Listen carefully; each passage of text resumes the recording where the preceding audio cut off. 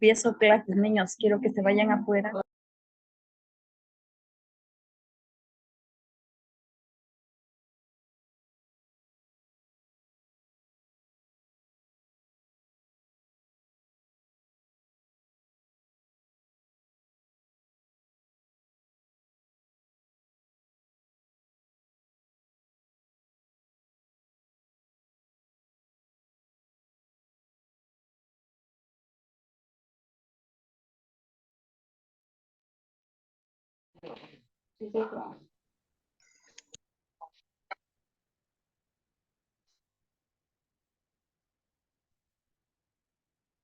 Ya se echar usted encima, no, de que cierre la puerta.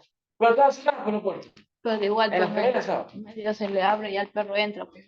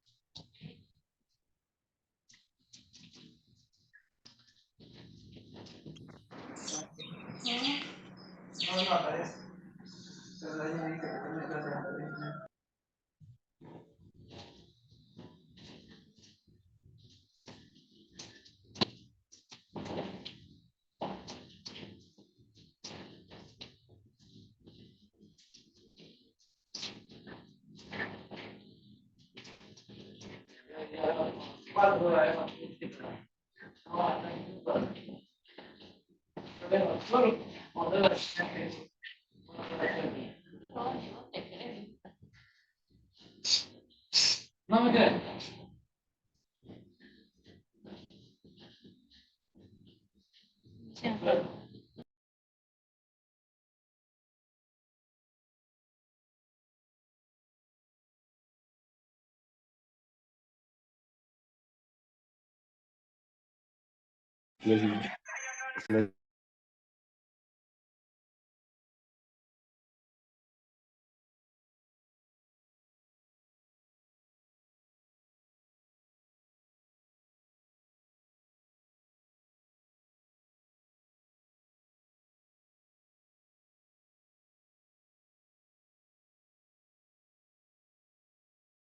Hola, buenos días, ¿cómo están? Un gusto estar con ustedes en esta clase síncrona.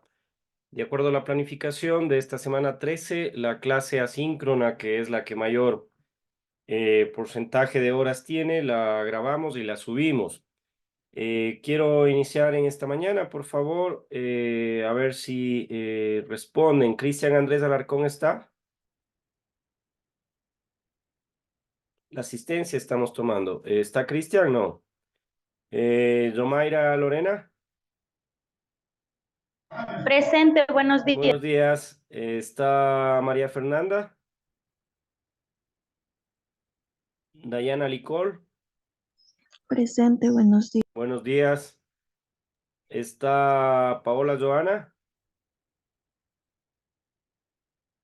Moisés Isaías. Elisa Janet. Presente, buenos días. Buenos días, Elisa. ¿Cómo está? Gracia Génesis. Jessica Araceli. ¿Está Kenny? Oh, Buenos presente. días. ¿Cómo está? Joel.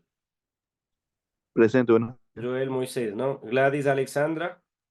Presente, buenos Buenos días. días. Tania Elizabeth. Yomaira Gabriela. Buenos días, presente. Buenos días, Yomaira. ¿Cómo está? Mirta Cumandá. Servio Gonzalo. Hernanda Elizabeth. Silvia Paulina, Buenos días, Inge, presente. buenos días. Está Yadira Marisol. Licenciado, buenos días, presente. ¿Cómo está Yadira? Buen día. Muchas gracias. Mauricio Germánico. Shirley Alejandra.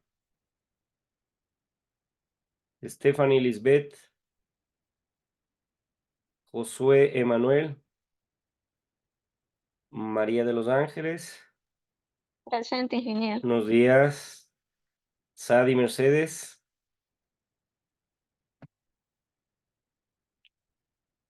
Laura Estefanía.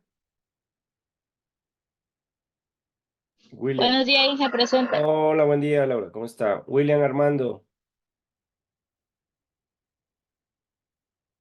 Edinson Alexander. Shirley Nayeli. Buenos días, licenciado, presente. Buenos días. Cecibel Alejandra. Mayeli Yadira. Miriam Patricia. Buenos días, ingeniero presente. Mayeli, muy bien. Miriam Patricia. Doris Janet. Ingrid. Buenos días, ingeniero, Buenos presente. días, Ingrid. ¿Cómo está? Vanessa Natalie. Carmita Lucía. Y Alison Gabriela. Bueno. Inge, disculpe, la compañera Doris dice que no tiene el internet y solo está con datos. Muy bien. Hola, Moisés, por favor. ¿Qué pasó? Sí, ingeniero, buenos días. No sé si me puso la resistencia a mí. Moisés Mm, Curi.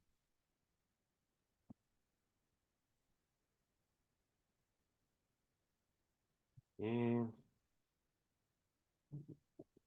mm, Bien. Bueno, esta clase es continuación y complementaria a la que habíamos, como les dije, grabado en esta semana, que se refiere a la organización del Estado ecuatoriano. Y el Estado ecuatoriano, en esta clase que les mostré de manera síncrona, determina la configuración de estas organizaciones, ¿no? Ustedes regresan en el tiempo, son una colonia de España, inicia un proceso de independencia, este gran sueño de Simón Bolívar de configurar una gran nación, la Gran Colombia, con una organización política administrativa, en la cual claramente lo que se plantea es pasar de un régimen monárquico a uno democrático, elegir a nuestras propias autoridades, elegir justamente a quienes vayan en esta organización del territorio en el cual está asentada una población, podamos nosotros decir cómo está estructurada esta organización territorial. Entonces, esta organización del Estado ecuatoriano, que vimos que son las funciones o poderes, más bien dicho poderes, hay autores académicos que los plantean desde este punto de vista, que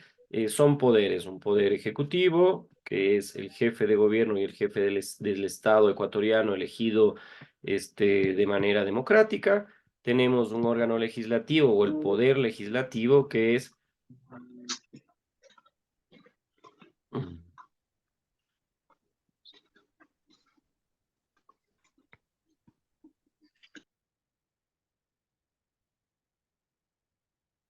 déjenme, le suspendo que puedan iniciar sus micrófonos. Está siendo grabada esta clase, ¿no? Entonces decía que tenemos un sistema judicial y adicionalmente el Ecuador, para hacer un recorrido del video, quienes no lo han visto, de que justamente se plantea dos poderes más, es decir, son 5 en el Ecuador. El Consejo Nacional Electoral es una función, un poder electoral, que es el que se encarga de organizar todos los procesos electorales para elegir las autoridades de esta organización territorial del Estado ecuatoriano. Y tenemos el Consejo de Participación Ciudadana, que es esta institución, este organismo que se dedica justamente a trasladar ese ámbito de la transparencia, trasladar ese ámbito del control social de cada uno de los que tienen una función pública, ¿no? Y bajo esas características, entonces, analizamos lo que significa el Estado y cómo está estructurado, cuáles son sus funciones, cuáles son sus fines, cuáles son sus objetivos, etcétera. Y la otra parte complementaria es cómo el Estado ecuatoriano está organizado territorialmente. Esta es una herencia que ha ido moldeando la organización territorial y la división política administrativa del territorio. Miren, organización territorial y división política administrativa del territorio. ¿Qué quiere decir esto? Que el territorio tiene órganos estatales que actúan y ejercen potestades públicas que están dentro del marco constitucional. Volvamos a la colonia, Real Audiencia de Quito, había el Virreinato de Lima, el Virreinato de Nueva Granada, y estos eran, como así lo determinaba la colonia española, territorios en América que tenían una división política administrativa de esta colonia en Latinoamérica. ¿Y qué es lo que hacía? El Estado colonial español trasladaba a sus autoridades en estos territorios para que ejerzan y actúen las potestades que el rey les trasladaba. Nos vamos a la independencia, se dan luchas militares, se conquista el poder, los españoles abandonan estos territorios y la Gran Colombia, ese gran sueño del libertador Simón Bolívar, se plasma con una declaratoria, la Ley de División Territorial de la Gran Colombia, en 25 de junio de 1824, y así se establece el distrito del norte, el distrito de Gran Colombia y el distrito del sur con sus departamentos, provincias y cantones. Esa misma forma y esa estructura, esa organización territorial, esa división política administrativa se asume desde 1830 cuando se configura el Estado ecuatoriano. Podemos debatir ustedes y yo si es que nos gusta el nombre de Ecuador, porque Ecuador está tomado de la línea ecuatorial que atraviesa nuestro país y es de ese sistema de medida que permitió a la misión geodésica francesa justamente medir un meridiano terrestre acá en nuestra tierra. Y le llamaron Ecuador. A mí me hubiese gustado que, dada la cualidad y el contexto histórico, tome otro nombre, pero sin embargo es de Ecuador y somos ecuatorianos. Bueno, y asumimos también esta misma organización territorial, esta misma división política administrativa del Ecuador, y acá en nuestro país hay un territorio en el cual se desconcentra el Estado. Entonces piensen ustedes, este Estado, esta institución que tiene la responsabilidad frente a la población que vive en el Ecuador, que debe atender con salud, debe atender con educación, debe atender con seguridad externa, porque antes en la configuración de los estados se daban conflictos entre ellos y debíamos generar un ejército estructurado jerárquicamente que defienda este territorio frente a amenaza externa. Nace el ejército, ¿no? Y para la seguridad interna, hoy tan complicada que vive nuestro país, se crea otra institución, la Policía Nacional, que se dedique justamente a proteger a los ciudadanos que vivimos en este país, en este territorio, frente a cuestiones de organizaciones criminales y otras, ¿no? Entonces, este Estado tiene funciones determinadas, tiene cuestiones que atenderlas y para el efecto se desconcentra, es decir, hay provincias que se han organizado territorialmente, hay cantones que se han dividido políticamente y administrativamente del territorio, y hay que atenderlas a estas poblaciones que viven en estas circunscripciones territoriales alejadas del poder político, del centro político, de la capital, y es así que se van generando estos procesos de órganos estatales que se van desconcentrando, en cada uno de los territorios. Como parte de ello, se ordena territorialmente el territorio ecuatoriano. Hay un ejercicio de, frecuente de aplicación de políticas, de aplicación de normas, de acciones que van regulando el espacio físico.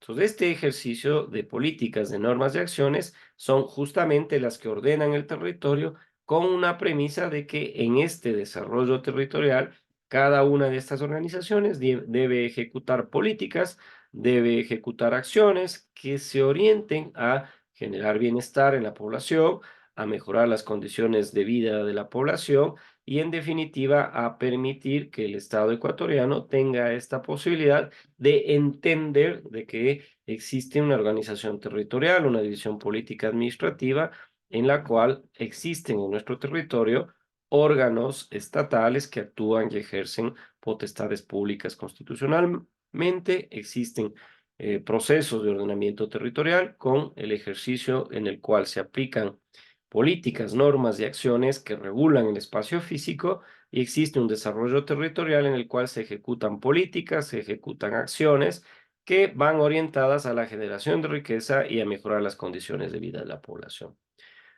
Bajo esta característica, el Ecuador es un estado unitario. ¿Qué quiere decir esto? Que es una república en la cual se genera un proceso democrático desde 1830 en el cual existe una constitución, un marco normativo que determina y declara el Estado justamente como república.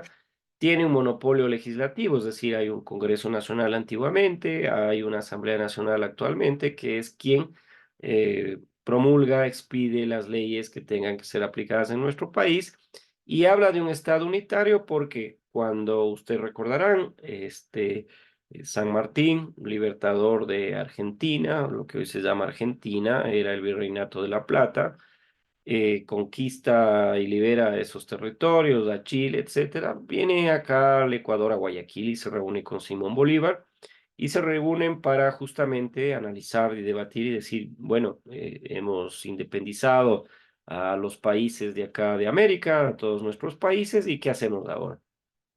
Se había planteado esta configuración de un gran sueño de una nación americana, pero ustedes saben, hay intereses locales, hay intereses de grupos económicos, etcétera, y no logra configurarse aquello. Y también lo que se plantea es, ustedes piensen en ese momento de cómo el debate se encauzó en ir pensando la forma de gobierno, la forma del Estado y cómo se organiza el territorio en cada una de estos ex colonias de España. Y San Martín en la Argentina plantea que sea, por supuesto, una república y se elige un presidente democráticamente, se eligen representantes de la Asamblea Nacional o Congreso Nacional, allá es bicameral, tienen un Congreso y tienen un Senado, pero dice, no, acá los territorios van a ser estados federales. Las provincias configuran el estado federal. ¿Y cuál es la diferencia entre un estado federal a una república o un estado unitario?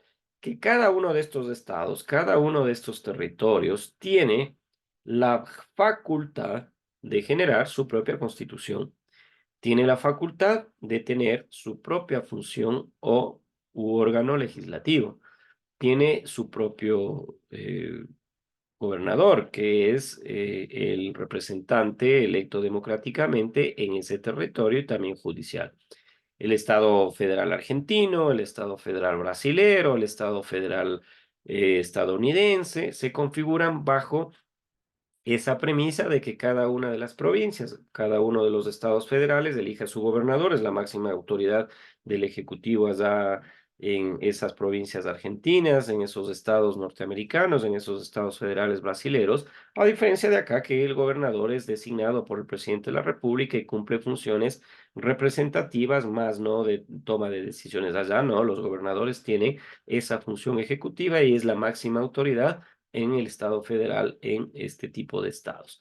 Tienen su propia función legislativa, pueden promulgarse leyes que tengan aplicación solamente en este estado. Vean ustedes allá en Estados Unidos el debate que tiene ciertos estados con el tema referente a la migración. Entonces hay estados que apoyan y dicen, miren, acá la normativa, más allá de la Constitución, no pueden irse en contra de la Constitución de creación del Estado norteamericano, pero cada uno de estos estados tiene la posibilidad de ejercer esa facultad que le da la declaratoria constitucional de ser un estado federal, crea sus propias leyes, dice, no, acá no estamos a favor de los migrante que llega a nuestro estado, deportado. Otros estados, en cambio, son mucho más progresistas, entienden la circunstancia y dicen, no, acá les vamos a dar toda la atención que quieran. Entonces vayan viendo ustedes cómo los estados en sus inicios son estados unitarios, que pasan de un proceso de ser un régimen monárquico dependiente colonial de algún país europeo a tener democracias, a elegir sus autoridades. Pero ¿cómo configuran y organizan territorialmente el Estado? ¿Cómo configuran y organizan política y administrativamente su territorio? Va determinando ciertos rasgos distintivos de unos u otros o entre ellos una diferencia importante, ¿no? Entonces, la organización del territorio va desde el aspecto nacional, hay titulares de las funciones, puede ser el ejecutivo, puede ser el legislativo y judicial, en el caso ecuatoriano, acá no tenemos en la provincia de Bolívar, en la provincia del Guayas, la posibilidad de que a mí me elijan gobernador o máxima autoridad en este territorio, yo ejerza la función ejecutiva, que tengamos una propia asamblea local en la cual creamos nuestras propias leyes que son distintas a las de Tungurahua, Chimborazo, por poner un ejemplo. Tenemos un sistema judicial en la Argentina, tiene su propia policía cada una de estas provincias, ¿no? Existe en el Ecuador un gobierno intermedio, una organización intermedia. Está el prefecto, que es electo democráticamente. Ustedes saben, hay un gobierno autónomo descentralizado provincial, que es el que se encarga constitucionalmente de ciertas tareas que han sido trasladadas por la ley, por la Constitución, como tareas. Y estas tareas se las denomina competencias. Las funciones que tiene que desarrollar están establecidas. Y el gobernador, como dije, me anticipé hace un momento, es el representante del presidente de la República en cada una de las 23 provincias. Recuerden ustedes que la provincia de Pichincha está la sede del gobierno, no necesita el presidente, se entiende tener un gobernador ahí porque él está asentado, es su sede política, administrativa, entonces no necesita un representante ahí en esta provincia. Y bueno, Galápagos tiene una connotación especial, ¿no? Y la organización del territorio también a manera de explicación tiene una presencia territorial importante a partir de un gobierno local. El gobierno local está representado por el alcalde. El alcalde es la máxima autoridad que tiene una ciudad, que tiene un cantón, es electo democráticamente y en las ciudades, sobre todo cabeceras provinciales, existen delegaciones nacionales con ese proceso de desconcentración. Entonces, el Ministerio de Educación tiene que ir a las provincias, tiene que ir a los cantones, tiene que ir a las ciudades, porque sobre todo en las capitales necesita tener una delegación nacional. Entonces está el director de educación distrital, está el director de salud distrital, etcétera, etcétera, que son delegaciones nacionales que ayudan en este proceso desconcentrado para tener autoridades que en esta organización territorial del Estado ecuatoriano lo pueden hacer. Permítanme un momento, por favor.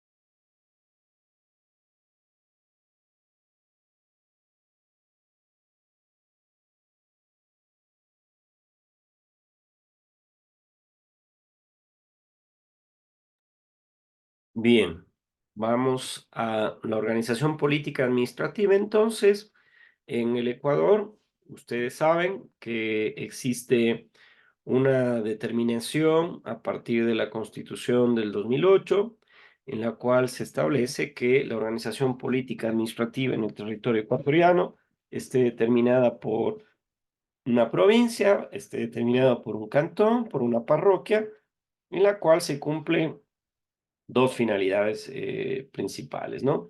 La primera, viabilizar la representación política y la segunda es de administrar adecuadamente el Estado. ¿Y por qué viabilizar la representación política?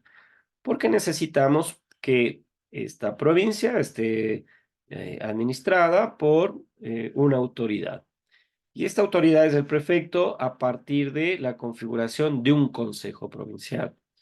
Y este consejo provincial está constituido por el prefecto y viceprefecta o viceprefecto, y cada uno de los alcaldes se configura como un legislador provincial.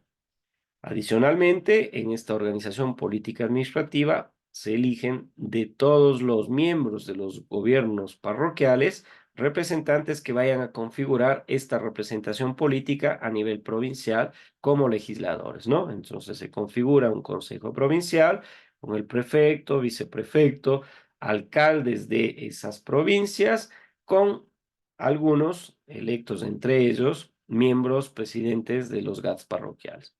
Adicionalmente, a nivel cantonal, encontramos nosotros un consejo cantonal, un consejo municipal cantonal, que es una representación política de aquellos que en un proceso electoral son elegidos desde circunscripciones rurales y circunscripciones urbanas.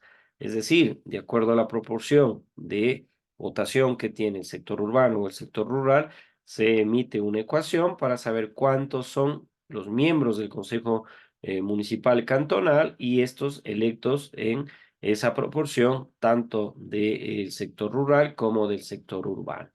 Ellos se configuran como los representantes políticos de los organismos y autoridades que tienen las provincias, los cantones y bueno, las parroquias. Ustedes ya saben que hay un gobierno parroquial que está configurado en votación por los habitantes de cada una de estas parroquias. Los hermanos menores, los hermanos más chiquitos, si cabe la analogía, son los que realmente configuran un espacio de gobierno como es el gobierno parroquial.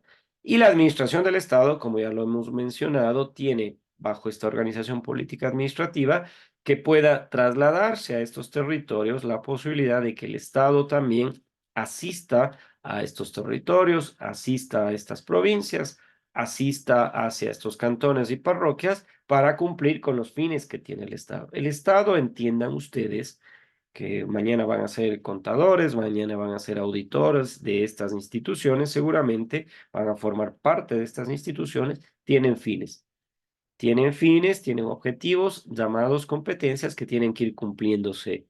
Y tienen que ir cumpliéndose con ese proceso descentralizado a través de los gobiernos autónomos descentralizados y desconcentrados con cada uno de estos organismos que han sido creados en los territorios, que tienen articulación con los ministerios para que puedan atender eficientemente a la población.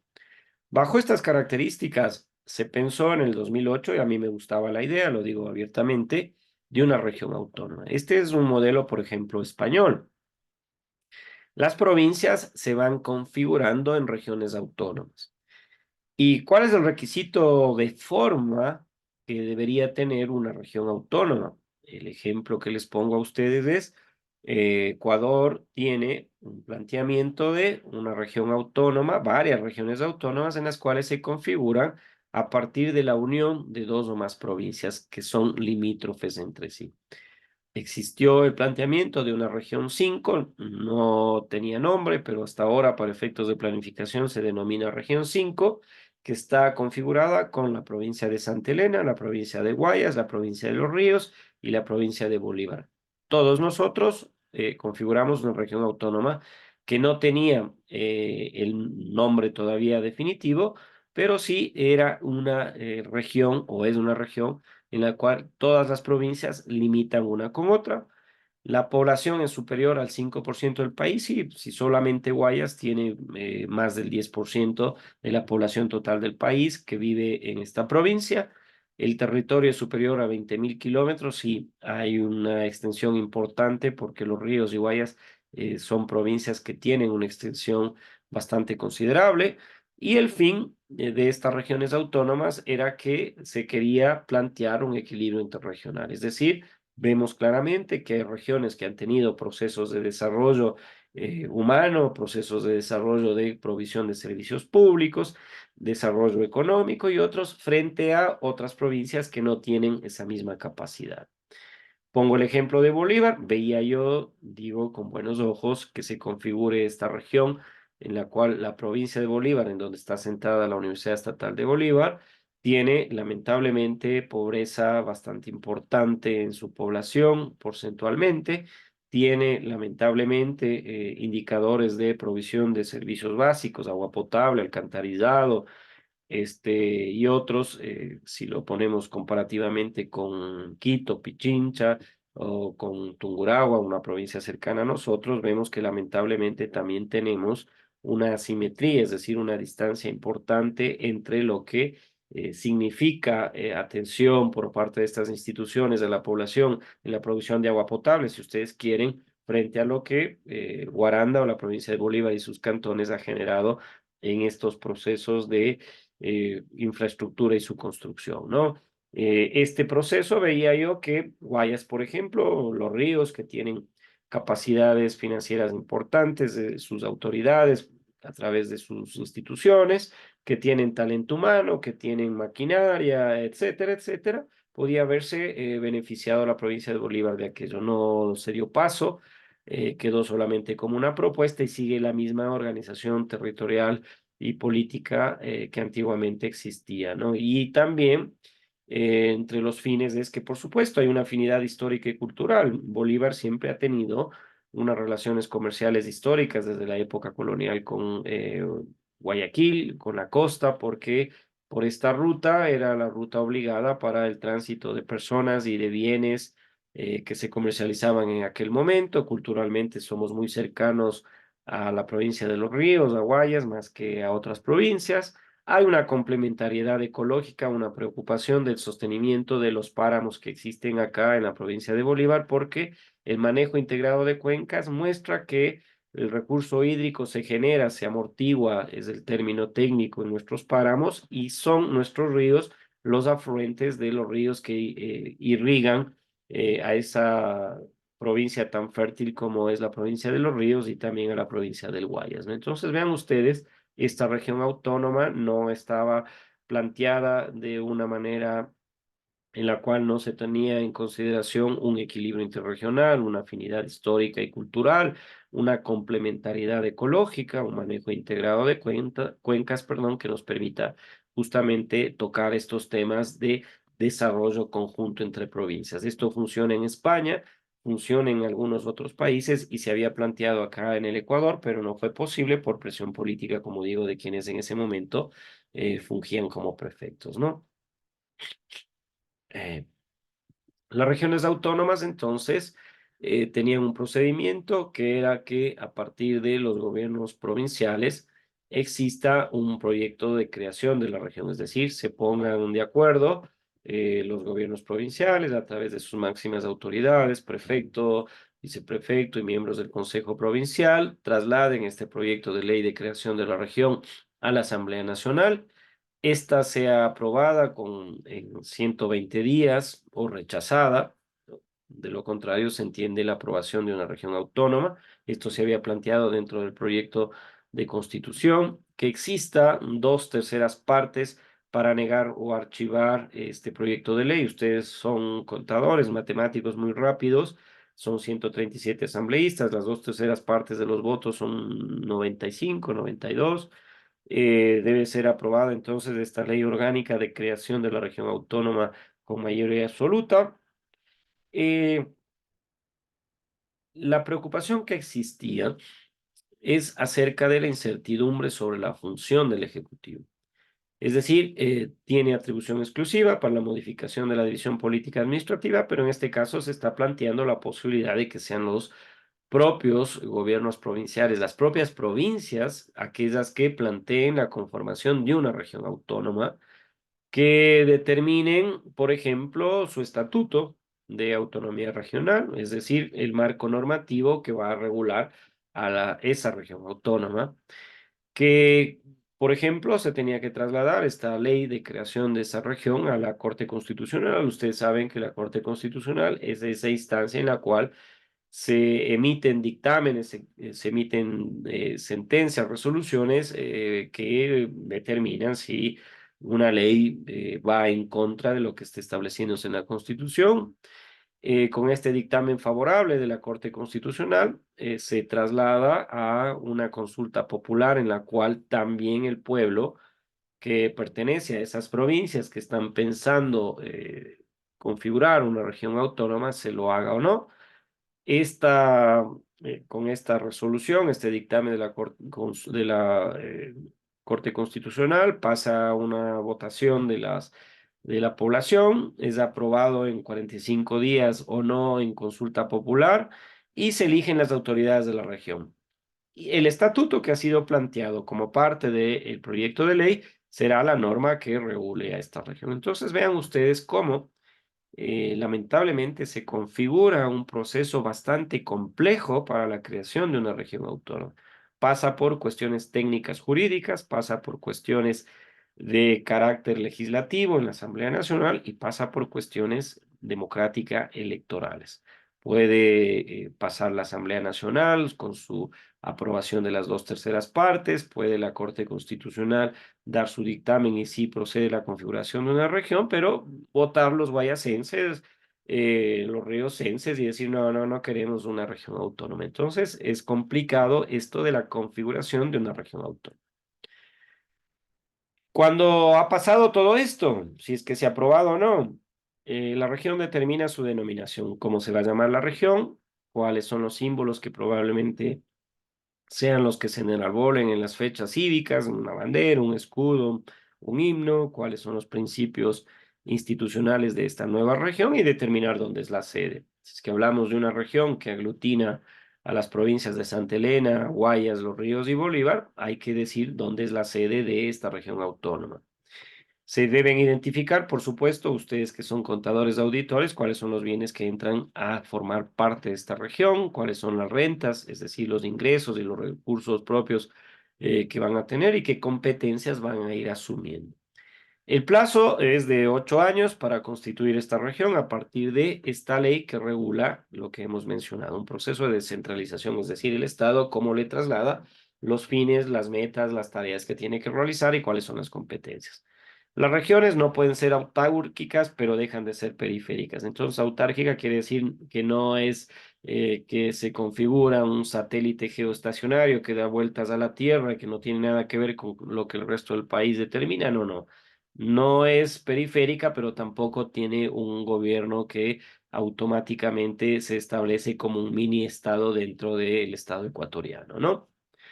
Una vez que hemos tocado este tema de las regiones, nos vamos a la provincia. La provincia es una unidad territorial, ustedes ya saben, de mediana extensión. Bueno, hay unas provincias que sí tienen una extensión importante, pero llamémoslo dentro de la configuración y la organización territorial del Estado ecuatoriano de mediana extensión. Acá existen autoridades electas y designadas, ya lo hemos dicho, el prefecto electo y el designado el gobernador. Hay un sentido de pertenencia. Los bolivarenses decimos, es mi patria chica, yo soy bolivarense, soy carnavalero, los tumburagüenses igualmente, los riocenses de igual manera, los carchenses, etcétera. Un sentido de pertenencia importante a las provincias, ¿no? Muchas de las provincias de las 24 que tenemos actualmente ya existieron, nacieron con la República de 1830. E incluso antes nacieron con la Ley de División Territorial de la Gran Colombia. Acá el propósito de la provincia es de que debe implementarse y actuar como un nivel intermedio de gobierno, ¿no? Se crea toda esta parte procedimental, es necesario que la conozcan. Por ley, el Ejecutivo tiene esta facultad privativa de enviar el proyecto de ley para que en nuestro Estado y su organización política administrativa exista un cambio de división política. No hay requisitos, pero se supone que deben tener una población mínima, que deben tener una ciudad o varias ciudades con importancia poblacional, una delimitación clara de hacia dónde o qué provincias se ven afectadas con la creación de la nueva provincia. Luego pasamos, por supuesto, de más a menos, el cantón. Acá tenemos un gobierno local que históricamente ha sido representado por el gobierno autónomo centralizado municipal. El cantón incluso es mucho más antiguo que la Ley de División Territorial de la Gran Colombia. Los municipios fueron configurados en una organización política administrativa en la época romana. Era el municipio el más cercano al pueblo. Este consejo municipal tomaba decisiones frente a una planificación urbana, tomaba acciones frente a cuestiones que tenían que ser resueltas de manera legal, etcétera. Entonces, el municipio articulado a ese territorio llamado hoy cantonal es un gobierno local que se crea por ley también, por iniciativa del presidente de la República, por eso se habla del Ejecutivo, del Poder Ejecutivo, Y aquí sí, en el cantón tiene que cumplir ciertos requisitos, mínimamente tener una población de 50.000 habitantes, 15.000 de ellos estén domiciliados en la cabecera con una distancia de 30 kilómetros hacia otra cabecera. Y ahí está, por supuesto, en el Instituto Nacional de Estadística y Censos, cuáles son los requisitos para la configuración de un nuevo cantón que tenga una distancia de 5 kilómetros hacia un sector como el norte, el sur, etcétera, con otra cabecera, ¿no? Para la configuración del cantón se necesita tener una delimitación, perdón, clara del territorio, una demarcación natural en lo posible. Usted recuerde cuando se creaban las provincias, los países, los cantones, incluso cuando alguno de ustedes ha comprado un terreno para la agricultura, ganadería o para lo que fuese, normalmente servían como límites los accidentes geográficos, por la quebrada hacia el norte, limitando con el río Guaranda, al sur el río Salinas, al oeste la cordillera, etcétera, etcétera. Siempre o históricamente se utilizaban los accidentes geográficos en lo posible para delimitar el territorio. Debe existir una petición de al menos del 25% de los ciudadanos de las parroquias que conforman el cantón para que se pueda solicitar al presidente de la República esta creación de un cantón. Se determina dónde será la cabecera cantonal y debe estar estructurada al menos con parroquias que tengan 10 años de creación. Para que apruebe la Asamblea Nacional este informe favorable, existe una Comisión Nacional Especial de Límites de la República, CELIP, y también un informe técnico favorable del Consejo Provincial. Acá en la provincia de Bolívar se han dado últimamente creaciones de cantones que desde mi punto de vista no eran requeridos. Por ejemplo, el Cantón Las Naves, un cantón muy chiquito, en población, muy pequeño en esta capacidad que tiene el gobierno cantonal de generar recursos propios que le permitan al menos satisfacer las necesidades que tiene la población, y claramente aquí fue un rompimiento de Guaranda es el cantón más grande en territorio, es el cantón más grande en población que tiene la provincia de Bolívar y fue desmembrado con la creación del Cantón Las Naves. También, por supuesto, se pueden fusionar dos o más cantones mediante consulta popular.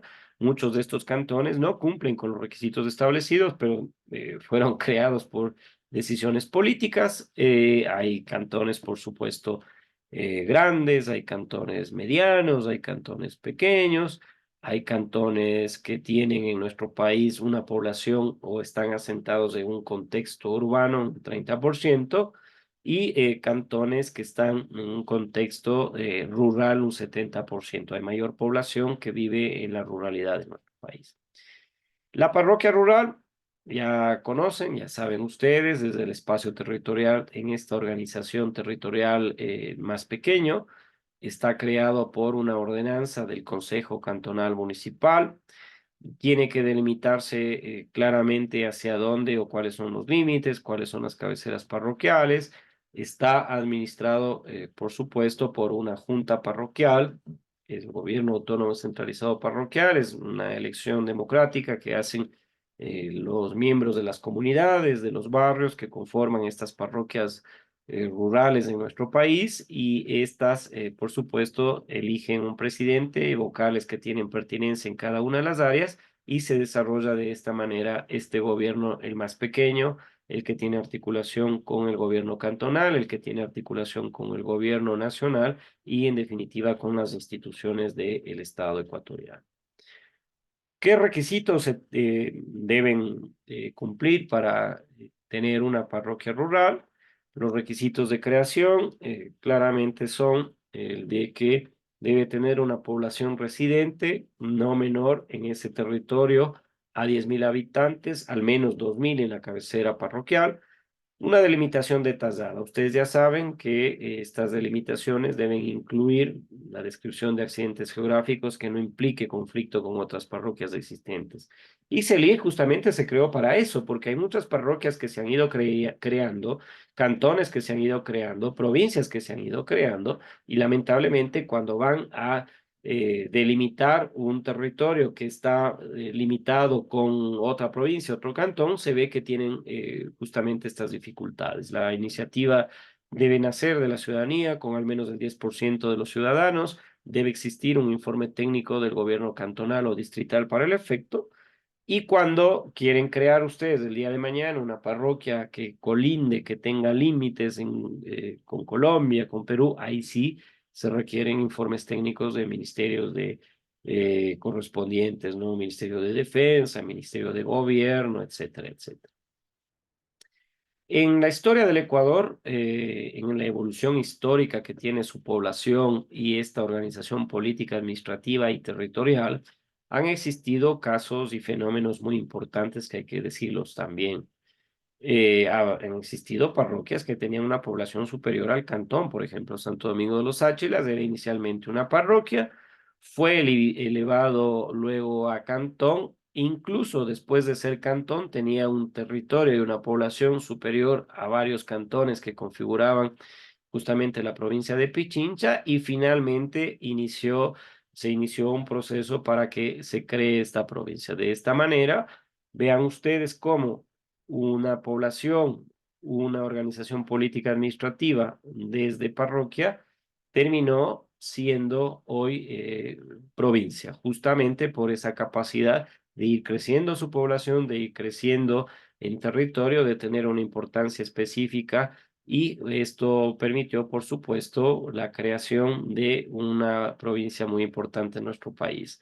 Hay que tener en cuenta que cuando nosotros creamos parroquias, cantones, etcétera, lo que se trata es, ustedes como contadores, como auditores, deben tener esa capacidad de entender de que cuando se crea algo, significa que hay que crear también con él un espacio de gobierno, que este espacio de gobierno necesita recursos. Y estos recursos, por supuesto, son no ilimitados, sino que son limitados a la cantidad de población, a las necesidades que tengan bajo la ley que está estableciéndose, una distribución equitativa de los recursos. Entonces, lo mejor es evitar crear muchas parroquias para así no tener una dispersión de los recursos, no tener una dispersión de capacidades, y más bien permitir que las organizaciones de base comunitarias, sociales, vayan generando los procesos de desarrollo con la organización política administrativa que tiene el país. Dicho esto, es un complemento, digo, de la segunda parte que el día lunes había grabado yo mi clase de manera síncrona, que establecía justamente la configuración del Estado ecuatoriano a partir de las funciones, los poderes del Estado. Y hoy, con esta clase complementaria de manera síncrona, les explico cómo en el Ecuador está estableciéndose niveles de gobierno regional, provincial, cantonal y parroquial, que también constituyen el espacio de organización territorial y político y administrativo en el Ecuador. Dicho esto, y como es habitual en las clases de manera síncrona, traslado a María, a Ingrid, bueno, Tecno LH7N, no sé quién es, no alcanzó a cambiar el nombre, a Mauricio, a Carmita, bueno, a todos ustedes, la posibilidad de que puedan hacer alguna pregunta, si es que ustedes tienen algún inconveniente en este tema planteado, que es importante en esta unidad 4. Estamos cerrando ya el semestre, estamos cerrando ya el segundo parcial, solamente nos faltan la semana 14 y la semana 15. Ustedes saben que dentro del reglamento existe la obligatoriedad que ustedes vengan acá a la Universidad Estatal de Bolívar en Guaranda a realizar su evaluación. No lo sé si es que si las autoridades determinarán que lo hagan virtual, pero bueno, el reglamento está que lo tengan que hacer presencial. E independientemente de cómo sea, ustedes tendrán la posibilidad, como fue en el primer semestre, de realizar su evaluación en el entorno virtual. Estas evaluaciones iniciarán el miércoles 14 de febrero, el Día del Amor y la Amistad. Ustedes, no, claro, y también el miércoles de ceniza, también iniciarán las evaluaciones del segundo parcial e inmediatamente los exámenes de recuperación. Yo creo que con el rendimiento que han tenido en esta asignatura, al menos, no tendrán ninguna dificultad de aprobarla sin requerir a un examen de recuperación. Traslado a alguien que quiera intervenir, alguien que quiera, antes de cerrar la clase, plantear alguna cuestión. Yo con mucho gusto. abro la posibilidad. Hola Ingrid, ¿cómo está? ¿Puede encender su micrófono, por favor?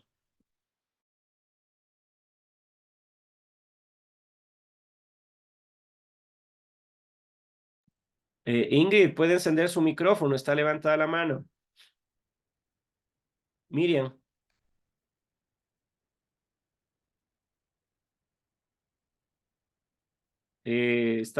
A ver, permítame. Ahí, ¿pueden encender su micrófono? Sí, dicen, buenos días. Me Hola, olvidé de Ingrid. cambiar mi nombre, Gaby Guerrero. Mil Ah, disculpas. Tecno LH7N Sí, ese es... soy yo. Me olvidé de cambiar el nombre, mil disculpas. No, y acá hay otro Tecno K15K, que están muy buenos Soy yo, estos Inge Laura teléfonos. Hola, acaban de comprarse un teléfono, ¿no? Entonces no pueden cambiar en sube el nombre. No, computadora recibiendo clases, recién tranquila, con el tranquila. teléfono. A ver, Miriam, ¿qué quería decirme? ¿Algo? Dice, si me podría ayudar con la asistencia, me atrasé un poco de la clase. Yo no lo he visto, recién creo que se conecta. No, a las 8:15 me conecté, Listen. No le quería interrumpir. Antes de que se cierre hasta las 9 puedo poner la asistencia. Ya le pongo a Miriam, sin problema. ¿Alguna otra Ya, cuestión? gracias. Buenos días, Ingeniero. ingeniero. Yo también tengo con la asistencia entre 7 y 10. Que me ayude con la asistencia. A las 7:10 entraría si A tuviéramos... 7 y 10, digo 8 y 10. Hable serio. A ver, déjenme un ratito. Vea, le escogí desprevenido porque normalmente no suelo tomar asistencia y hoy, claro, dijeron, tampoco va a tomar. Miriam Patricia. ¿Alguna Perdón, otra? Miguel. De igual ¿Qué, manera, yo también entre qué 8 y pasó, 7. Mauricio? Sí, me puede ayudar con ¿Se quedó el dormido? No, entre 8 y 7 No, exactamente. Cuando ya está les con el puse la asistencia a ustedes tres. ¿Alguna otra cuestión antes de cerrar la clase? Yo también, ingeniero, por favor, para que me ayude con Híjole, la asistencia. hable serio, Vanesita, ¿por qué no habla rápido? Déjeme si tengo tiempo todavía. Bueno, le pongo a Muchas Vanessa gracias. la asistencia. ¿Alguna otra cosa? ¿Ninguna otra? Ingeniero, sí me puso a Mayeli Sánchez porque le contesté, no se me Sí, abría no se rápido el preocupe, no micrófono. se preocupe. Bueno, un fuerte abrazo, les veo de manera síncrona. Véanle ustedes en la planificación semanal, ahí está estableciéndose qué día tenemos de manera síncrona y qué es asíncrona, ¿no? Entonces yo seguramente que el día lunes estaremos viéndonos de manera síncrona. Un fuerte abrazo, buen día, termino de grabar.